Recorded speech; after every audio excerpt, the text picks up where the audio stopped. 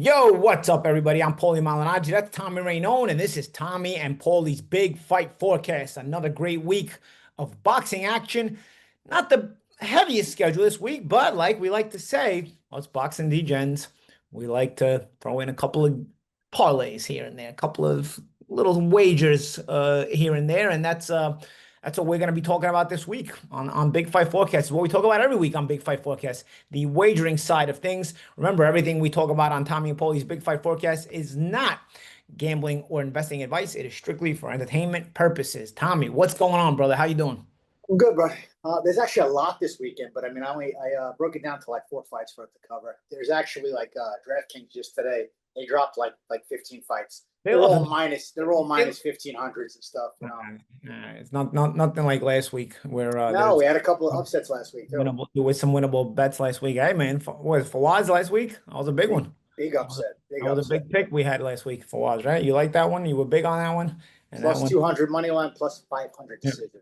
Yeah. And you know what, Paul? I'm kicking myself in the ass a little bit. I did not. I bet the money line. I did not bet the decision because honestly, I thought he had an outside chance for a knockout. So I wish I took $10, $15 on the decision, plus 500, and that's it. But all the same, I parlayed that at the good. Last weekend was good. Better to hit than not hit, Tommy. That's Exactly. it. That's how it is, man. So let's look at the schedule, man. We're gonna be discussing a card on Friday. That's his own card, and then Saturday night is the Danny Garcia show. So we'll start on Friday because we're gonna go in order. The co-main event is the female fight Friday. Yeah, Sharon Ryan versus and Chloe Chloe Watson. Right? Yeah. So what do you think of that? Obviously, a lot of fights go the distance with females, 2-minute rounds, not a lot of power. That's always a big thing there with but the distance here is heavy, right? It's like minus 750 or something. Yeah, but I've seen worse, Paul. A lot of times the females these days, they're putting the distance at like minus 1100, minus 1200. So minus 750 is not So awful. basically, even the bookies are catching on to the fact that female fights all go the distance. Yeah, I used to make so much money every week with these fights going the distance, bro. But those days are over. So what are you thinking here? I mean, Ryan is only a slight favorite. Yeah, Right? yeah. It's on paper, it's a good fight. I mean, they got one knockout between the two of them. I will point out they're both two very good-looking girls. Okay, so this one is not going to be hard. May or may not have an impact on rooting differences, right? It could actually. I mean, that might be have a bias to gender because I like one more than the other actually. But it's not going to be hard on the eyes to watch. Yeah, one knockout between the two of them. Sharon Ryan's a good fighter. She got one loss. It was a split decision loss. The fight before her last one. Chloe Watson has one loss as well. No knockouts. It's going to be close, Paul. This is going to be a split decision, majority decision type fight. As a lot of female fights are. These fights are tough to score. Two busy girls. They like to come forward. They don't give ground. They change position as far as who's on the front foot, who's on the back foot. Female fights are tough to judge, Paul. They really are. Yeah. You don't get that final minute where somebody usually starts pulling away in the round, Yeah. So and with both of these girls, both of their losses were very close, 96, 94 type fights where they lost. So they both, I think they both have a majority decision loss under their belt, both of their losses. So, it's tricky. And this is going to I see it being the same kind of thing. Is it going to go the distance? Absolutely. Can you be safe with that at minus 750? Listen, it's not great odds, but if you're using that as a cherry on top with a 4 or 5 leg parlay, it'll help you out.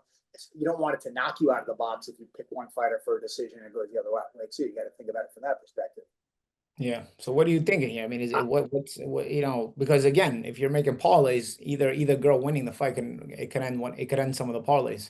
It can really help you or it can really hurt you. It can really help you or it can the odds. I mean, I figure if this fight only one knockout between them, whoever you're picking, you got to pick by decision. So that lowers your odds a little bit, right? 1,000%. So then you're dealing with Watson, you're dealing with plus odds. You're dealing, I think, with something with plus 210 for the decision, Paulie. And she's a live dog. Right? With Ryan, you're dealing with minus 140. She's a live dog. I mean, a plus 210 for a decision. That's a lot. It's a live wire dog, right? Yeah. You could go. It's a tricky one. My initial reaction is to lean towards Ryan for a close decision. I think she's a little more aggressive, a little more polished. A little easier on the eyes as far as clean, effective punches to score. Judge-friendly punches.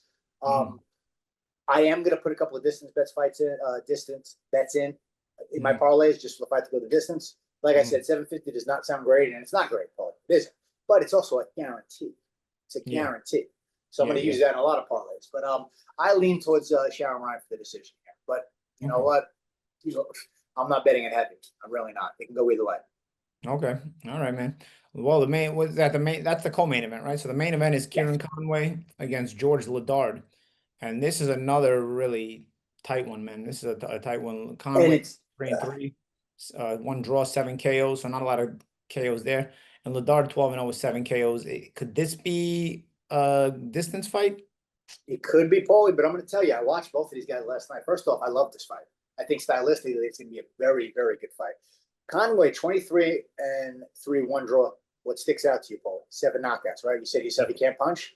Yeah. Paulie, I'm watching him fight yesterday. I'm saying to myself, how does he only have 7 knockouts? He's one of those guys that had a lot of fights where he drops a guy and then he wins the decision. Okay. He's got a very good jab. He's busy. He really digs to the body with both hands. He shoots shots to the body, hits both sides on the rib cage. Hooks off the jab. I like him. I think he's a very fun fighter to watch. And I'm sitting there watching him, saying to myself, how doesn't he have more knockouts?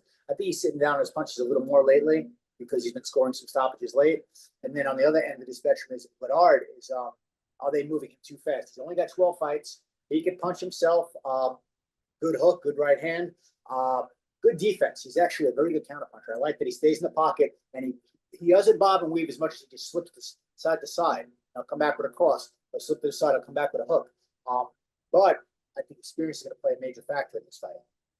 Mm-hmm. So you think Conway's experience plays a factor and gives him a little bit of an edge here? The more the fight goes, the more it's going to favor Conway. Conway has never been stopped.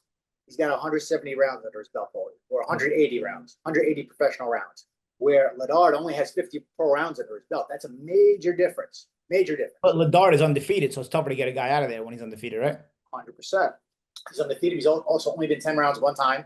He's never been to 12 rounds. So you're asking things of him that he hasn't had to do before. He's also obviously the best fighter he's ever been in with. And I mean, listen, Conway's a good fighter. You got to be good to beat him. He's got 3 losses, one of which I don't even count. He lost I don't know how it's on his pro record. It's one of those tournament kind of things where he lost a 3-round decision. I mean, that sucks, you know? So he lost a 3-round decision. He also was very competitive with Ammo Williams. He got dropped, but the fight was close from the scorecards because of that knockdown. He lost 96-93 on one of the cards. Obviously, as you know, Ammo Williams is a very good fighter. And then since that Ammo Williams loss, he's been streaking. He's been winning. He's been stopping guys. So I think it's a very interesting fight. Money line? What's that? Conway money line? Is that? Do you think that's what I'm leaning towards? The first loss on Liddard's record? That's what I'm leaning towards. I think it's just a little bit too soon for Liddard. Now, remember, he's promoted by Matchroom. He's promoted by Eddie Hearn. He's actually Paulie the favorite. Liddard is actually minus 130. He's the favorite. Liddard is minus 130. Wow. So you like the upset here? It's not a huge upset, but it is an upset. In my opinion, I think Conway's going to be a little bit too much for him. I think that Liddard is going to fade a little bit the second half of the fight. Now, the footage I saw of him, as I mentioned earlier, he's got very good head movement.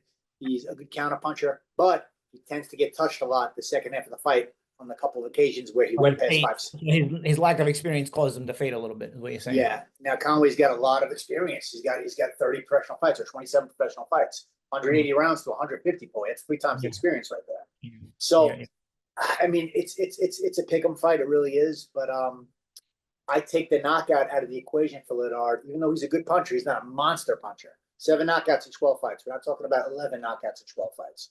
So he's probably going to have to go the distance here. Conway has never been stopped. And to my knowledge, he's only been dropped 1 single time, which was actually against Ammo Williams. Got off the canvas, went the distance. In a 12-round fight, I got to lean towards Conway here. I got to lean towards Conway for the decision. Okay. Can Conway, but don't take this out of the equation. Is there a possibility that Conway stops a late stoppage? Yeah, so maybe you just want to play with the money line. Because, again, what stands out to you is he only has 7 knockouts. Right away, you think he can't punch. But I'm telling you, the guy can punch a lot more than advertised. So I'm probably going to stick with the money line on that one. I'll stick with the Conway money line. Yeah, that was the safer one, and it's probably the one guy who has the more momentum on his side is Conway. And then I will back it up, Paulie, with just the fight. I'll probably do 3 parlays, different ones. I'll do Conway for the decision. I'll invest a little more on Conway for the money line, and then I'll bet that the fight just goes the distance. So really, before you go on, so the only way I can get hurt there is how? One way. If Conway has never been stopped, somehow gets knocked out. Yeah, then you lose all the parlays, sure. And I lose everything. I was thinking with the female fight, if it's that evenly matched, is a draw out of the equation? Good call, buddy. Good call. I might, you know what? That's not a bad idea to throw like $10, $15 on a parlay involved in that draw. Yeah, because 2-minute rounds, tough to separate them. Because you never know, man. What's the draw on those? I'm checking right now because that's a great call. Because you get a lot of draws in professional boxing, Paulie. A lot of women. You get a lot of women. Yeah. because these judges just don't know how to score these swing rounds. A lot of times they score even rounds. So Sharon Ryan for the draw. Let's see, method of victory plus 1,300. Not bad. Just throw something in on there, you know. Sometimes you plant the seed there. Yeah. Yeah. I mean, Makes is it with a gonna hurt couple me to throw? parlays, it becomes plus 2,000 pretty quick with a couple other legs on the parlay, you know. You greedy bastard, Nick.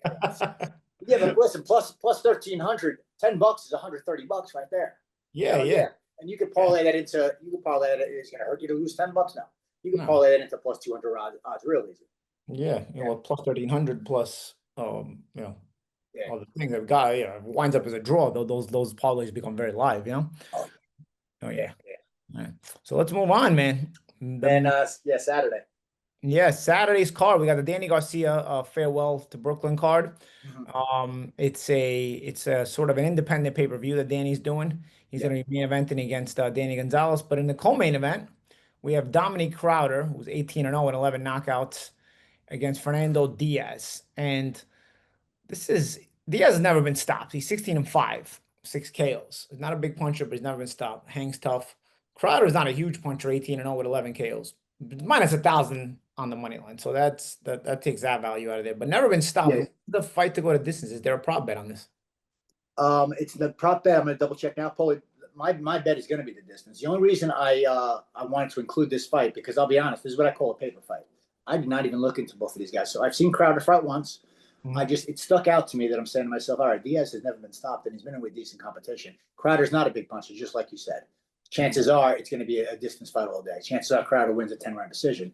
So that's why I felt like this is why I call that a paper fight, because I feel like that on paper, 100% Crowder wins a 10-round decision. And it's not even the kind of fight to really break down too much, because I think that he does it fairly easily. So when I checked, there was not yesterday, but there might be today. We'll see. But yeah, I like Crowder for the decision, 10-round decision. I actually saw him. He stopped. Remember that? What was the guy's name? Duca. His name was. He was about to fight for a world title at about 125 pounds. Real deal promotion.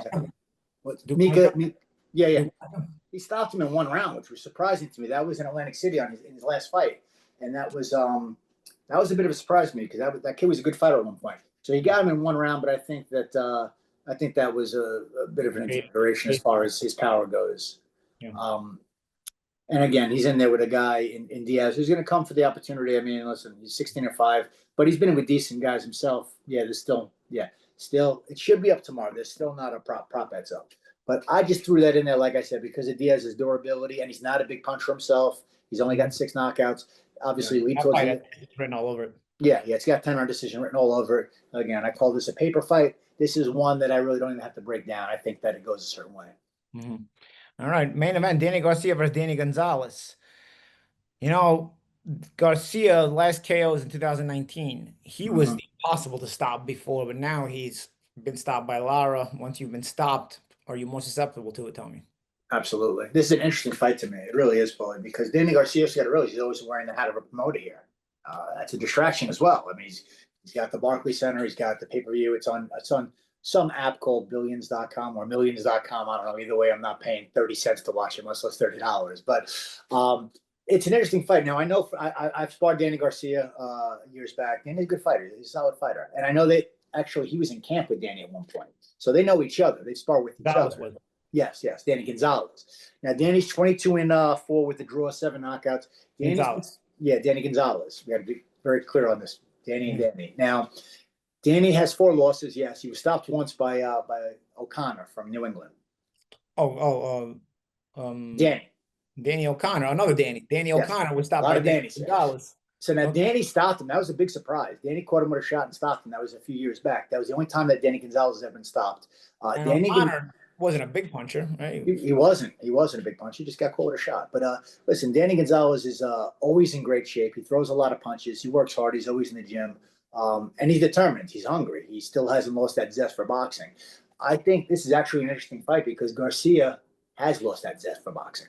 Can he get it back for this fight? I don't know. The inactivity of fighting only 4 times in the last 5.5, 6 years is. And the last time being a stoppage, where he didn't look really hungry once it got tough, right? Yeah, he didn't show up against Lara. 36 years old now. fighting 154 A lot pounds. of distractions in his life, A lot of distractions in his life. And again, you're wearing two hats here. You're the fighter and the promoter. which is one of the distractions. Yeah. So, I mean, we're not talking about Danny Garcia of 30 years old, 29 years old, 31 years old. Danny Garcia, is a declining fighter, an inactive fighter. And who knows how hungry here. I know that Danny Gonzales is going to come to fight. Danny Gonzales, as I pointed out, yeah, he got stopped by O'Connor, who's a good fighter. But his other three losses, they were very close competitive fights. He actually fought our buddy Chris Algieri, and he gave Chris a very good fight. Now, that was a 10-round fight. He lost to Chris at the Garden. That was a competitive fight. Danny looked good. Danny gave a good count himself the second half of that fight. His other two losses were a majority and a split. So Danny's live. Danny's always, out there. He's going to fight hard. Gonzales is live against Danny Garcia. I think he's live against a lot of guys. And I think he's very live against Danny Garcia. This version, Paulie, of Danny Garcia.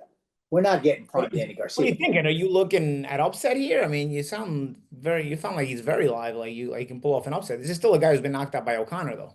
You're right, and obviously you got to keep in mind that he is the B-side against the house fighter, maybe the all-time house fighter at Barclays. Danny's fought there like something like 10 or 11 times. He was the one that opened Barclays Center in 2012 when he knocked Morales out in the rematch. So Danny's always been the house fighter at Barclays, and obviously this is his own promotion. Danny's, obviously looking to get a win here and make a statement. I don't know if this is the last fight of his career or not. That might provide more motivation if it is. If you twist my arm, I'm gonna listen. I'm trying to give the best opportunities to make money, the best bets to make money, right? Not wild card bets. So yes, Danny Gonzales is a plus 350. Is he live? I think he's definitely live. But realistically, I think this fight does go to 10 rounds for a couple of reasons. One, as you mentioned earlier, Danny Garcia has not had a stoppage since 2019. You're talking about 6 years. It's a 10-round fight, not a 12-round fight. Danny Gonzales, in his own right, has a very good chin. He's only been stopped that one time by O'Connor, which I felt like he just got caught with a shot there. And Danny's not a big puncher, Danny Gonzales. Danny's only got 7 knockouts. So I think this fight has distance written all over it. You can go in any direction you want with that. That's going to be my play. The prop bets are not up for this fight going the distance, but I think it'll be something decent. I think it'll be like a minus 300 situation. All right. So now when you parlay that with some things, you're going to be in the ballpark of plus odds. And listen, if you want to punt out there and throw a separate, throw a Hail Mary out there for Danny Gonzales to pull off the upset at minus 350 and parlay it into some stuff, not the worst idea in the world. Maybe a little throwaway parlay, the draw with the women and Danny Gonzales for the decision. But you like them apples? That's a two-way parlay. You only need a couple of bucks and you got to have plus 2,000. Yeah, stylistically, this fight is interesting because Danny Gonzales is a little telegraphed, a little wide, but hey, so is Danny Garcia. He's always been. All right, so it's an interesting fight. They're both smaller guys that are now fighting at 154. They both turned pro around 135. They fought at 40, 47. So this is two guys fighting at 54. They're not big guys. I don't think size is going to play a factor. I don't think strength is going to play that big of a factor because again, Danny Gonzales does have very respectable defense, good chin, and again, Danny Garcia is not punching the way he once did. So yeah, not the worst idea in the world. Maybe Gonzales for a decision, which would be even bigger, Paulie, because he's not going to stop. He's not going to stop Garcia. That's not going to happen. But who knows how shot a guy can be? We've seen stranger things happen too, right? Yeah. Well, that's why I say, do you take a shot at a parlay with the female draw and Gonzales with a decision? Yeah, you're talking crazy. Now you're talking crazy. I mean, $10 goes to plus 2,000. Just one to throw away. Paulie, if you had the draw in the female fight at plus 1,300 and then you had a Danny Gonzales upset, you're probably talking like plus 2,800, 2,900. Yeah. So 10, $15. Is it not worth it? Yeah. Yeah, sure it is. There's my electric bill, my cell phone bill. Yeah, that's it. So that's it, man. I mean, that's a decent week of action. There are some other fights like you mentioned that we haven't gone into, but not every week is a big boxing week in boxing, but there's always a big boxing week for the gambling degens. And so we like to discuss that. Remember, again, everything we discuss in Tommy and Paulie's Big Fight Forecast is not gambling or betting advice. We hope you enjoy the conversation, the dialogue. Let us know your thoughts in the comments. Hit that subscribe button. Let us know what you think. That's Tommy Reno, and I'm Paulie Malignaggi. This has been Tommy and Paulie's Big Fight Forecast.